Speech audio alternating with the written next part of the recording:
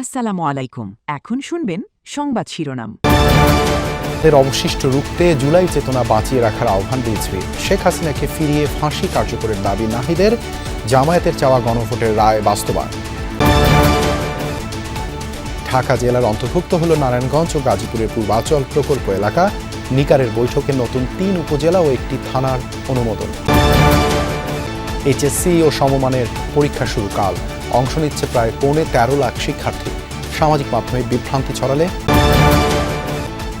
Dhaka Beijing ঘনিষ্ঠতা অন্য দেশের সাথে সম্পর্কে প্রভাব ফেলবে না, অভিমত পররাষ্ট্র প্রতিমন্ত্রী। পাচার অর্থ ফেরাতে বদ্ধপরিকর সরকার। এতক্ষণ শুনছিলেন সংবাদ শিরোনাম, এখন শুনবেন বিস্তারিত।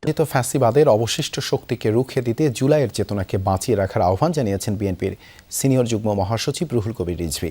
জুলাই আগস্টের ঐতিহাসিক গণ অভ্যুত্থান স্মরণে জুলাইয়ের প্রথম প্রহরে কেন্দ্রীয় শহীদ মিনারে ছাত্রদলের মোমবাতি প্রজ্বলন কর্মসূচিতে তিনি এই আহ্বান জানান। রিজভী বলেন, জুলাইয়ের শহীদদের আত্মত্যাগ অন্যায়ের বিরুদ্ধে লড়াইয়ের প্রেরণা যোগায়। তাই শহীদদের অবদান দিন বা মাসের মধ্যে সীমাবদ্ধ রাখা যাবে না, তাদের আদর্শ প্রতিদিন ধারণ করতে হবে।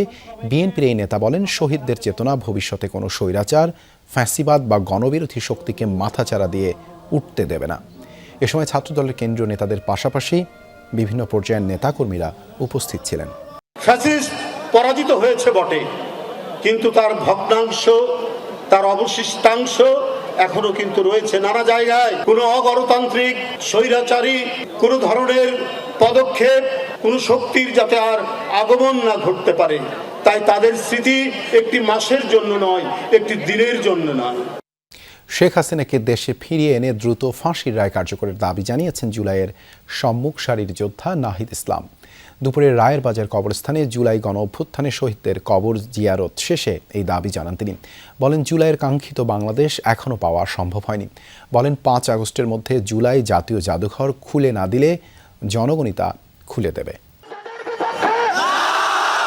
1 জুলাই শিক্ষার্থীদের কোটা সংস্কার আন্দোলন যখন গণ অভ্যুত্থানে রূপ নেয়, আন্দোলন অগ্নিস্ফুলিঙ্গের মতো দ্রুতই ছড়িয়ে পড়ে সারা দেশে, পরিণত হয় গণবিক্ষোভে, যা পরবর্তীতে রূপ নেয় সরকার পতনের আন্দোলনে। ছাত্র জনতার অবিরাম রক্তক্ষয়ী আন্দোলনের চূড়ান্ত পর্যায়ে পতন ঘটে আওয়ামী লীগ সরকারের। 2 বছর পূর্তি উপলক্ষে রাজধানীর রায়ের বাজারে গণকবর জিয়ারত করতে যান এনসিপির শীর্ষস্থানীয় নেতারা। হাসানুল হক ইনু, যিনি জাসদের সভাপতি ছিলেন, গণহত্যার যে সিদ্ধান্ত ছিল, শেখ হাসিনা যিনি প্রধান সিদ্ধান্তকারী ছিলেন, তাকে সর্বাত্মকভাবে থানা অনুমোদন দিয়েছে প্রশাসনিক পুনর্বিন্যাস সংক্রান্ত জাতীয় বাস্তবায়ন কমিটি নিকার।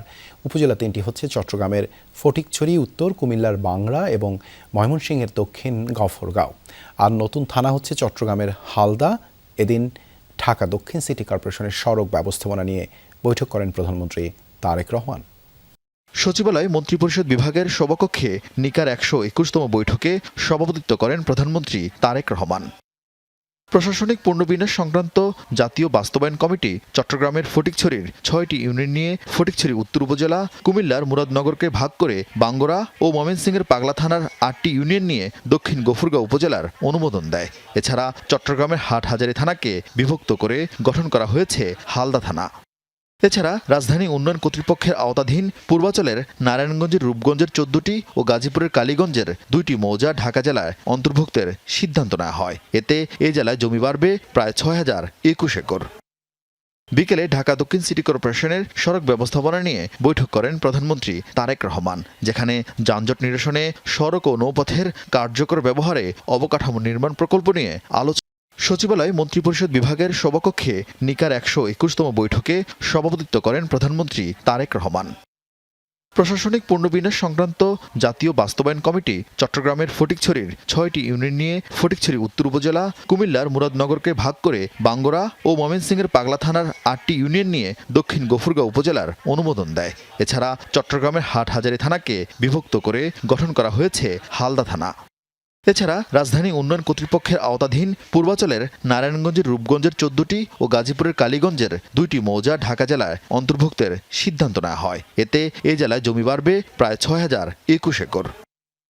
বিকেলে ঢাকা দক্ষিণ সিটি কর্পোরেশনের সড়ক ব্যবস্থাপনা নিয়ে বৈঠক করেন প্রধানমন্ত্রী তারেক রহমান, যেখানে সারা দেশে শুরু হচ্ছে এইচএসসি ও সমমানের পরীক্ষা। অংশ নিচ্ছেন 12,70,583 জন শিক্ষার্থী। সচিবালয়ে ব্রিফিংয়ে শিক্ষামন্ত্রী জানিয়েছেন, নিরাপত্তা নিশ্চিত ও নকল প্রতিরোধে কেন্দ্রে কেন্দ্রে পুলিশের কাছে থাকবে বডি ওর্ন ক্যামেরা। সামাজিক যোগাযোগ মাধ্যমে প্রশ্ন ফাঁসের ভুয়া গুজব বা বিভ্রান্তিকর তথ্য ছড়ালে নেওয়া হবে কঠোর ব্যবস্থা। আর শিক্ষা উপদেষ্টা আশা করেন, ভীতি ছাড়া সুন্দর সুষ্ঠু পরিবেশে হবে এবারের পরীক্ষা। উচ্চশিক্ষায় প্রবেশের সিঁড়ি উচ্চ মাধ্যমিক বা এইচএসসি পরীক্ষা। গুরুত্বপূর্ণ এই পাবলিক পরীক্ষায় বৃহস্পতিবার থেকে সারা দেশের 9,439টি শিক্ষা প্রতিষ্ঠানের পরীক্ষার্থীরা অংশ নিচ্ছেন। 2,697টি কেন্দ্রে পরীক্ষা দেবেন 6,48,614 জন ছাত্রী ও 6,21,969 জন ছাত্র। এবার 9টি বোর্ডে অভিন্ন প্রশ্নে পরীক্ষা হচ্ছে। মাদ্রাসা ও কারিগরিতে কমন বিষয়গুলোতে একই প্রশ্নপত্রে পরীক্ষা হবে আগামী বছর থেকে। পরীক্ষা কেন্দ্রসমূহের আশেপাশে যানজট, জনদুর্ভোগ লাঘবের লক্ষ্যে শুধুমাত্র পরীক্ষার্থীদের সকাল 8:30 থেকে কেন্দ্রের অভ্যন্তরে প্রবেশের ব্যবস্থা থাকবে। মোট 77টি বিষয়ে 21 দিন পরীক্ষা সম্পন্ন হবে। এবারের পরীক্ষায় নকল প্রতিরোধ ও নিরাপত্তা নিশ্চিতে বিশেষ ব্যবস্থা নেওয়া হয়েছে। কেন্দ্রে কেন্দ্রে পুলিশের কাছে থাকছে বডি ওর্ন ক্যামেরা। প্রশ্ন ফাঁসের গুজব কেউ ছড়ালে নেওয়া হবে শাস্তিমূলক ব্যবস্থা। পরীক্ষার খাতা পুনর্মূল্যায়নের ব্যবস্থাও থাকছে। এর মাধ্যমে পরীক্ষকরা কম অথবা বেশি নম্বর দিচ্ছেন কিনা সেটিও যাচাই করা হবে।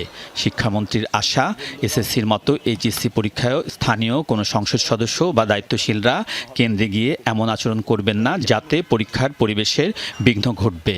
লাস্ট এক্সামের সম্পর্কে কিছু সোশ্যাল মিডিয়া বিভ্রান্তিকর নিউজ দিয়েছে। এবার সেই ব্যাপারে সাইবার আইনও হয়েছে। এই ধরনের বিভ্রান্তকর নিউজ যদি কেউ ছড়ায়, সাথে সাথে তাদেরকে আইনের কাছে সোপর্দ করতে হবে। ভুল প্রশ্ন যদি ফেরাতে সরকার বদ্ধপরিকর বলে জানিয়েছে পররাষ্ট্র মন্ত্রণালয়। কয়েকটি দেশের সাথে এই সংক্রান্ত চুক্তি সই এ কাজে আরেক ধাপ অগ্রগতি বলে মনে করেন প্রতিমন্ত্রী শামা ওবায়েদ। জানান, কূটনীতি ও সামরিক ইস্যুতে চীনের 2+2 আলোচনা আর মিয়ানমার হয়ে অর্থনৈতিক করিডোরের প্রস্তাব যাচাই বাছাই করা হচ্ছে। প্রতিমন্ত্রীর দাবি, ঢাকা বেইজিং ঘনিষ্ঠতা অন্য দেশের সাথে সম্পর্কে প্রভাব ফেলবে না। জাতীয় সংসদে দেয়া তথ্য বলছে, আওয়ামী লীগের 15 বছরে পাচার হয়েছে $234 বিলিয়ন, টাকার অঙ্কে যা 28 থেকে 30 লাখ কোটি। যুক্তরাষ্ট্র, যুক্তরাজ্য, কানাডা, সুইজারল্যান্ড, অস্ট্রেলিয়া, আরব আমিরাত সহ 10টি দেশে এসব অর্থ পাচারের প্রাথমিক প্রমাণ পেয়েছে সরকার। এসব টাকা ফেরাতে দেশগুলোর সরকার, ব্যাংক ও বিভিন্ন প্রতিষ্ঠানের সাথে চুক্তি ও সমঝোতা করেছে সরকার। 13টি দেশে 23টি মিউচুয়াল লিগ্যাল অ্যাসিস্ট্যান্স রিকোয়েস্ট পাঠিয়েছে মাননীয় স্পিকার। এবং শুধু তাই নয়, এই মিউচুয়াল লিগ্যাল অ্যাসিস্ট্যান্স ট্রিটি চূড়ান্ত হয়েছে অনেকগুলো। এর মধ্য দিয়ে পাচার হওয়া টাকা ফেরানোর ব্যাপারে সরকার আশাবাদী। এই এগ্রিমেন্টের মাধ্যমে আমরা এক ধাপ এগিয়েছি। আমাদের জনগণের টাকা যে পাচার হয়েছে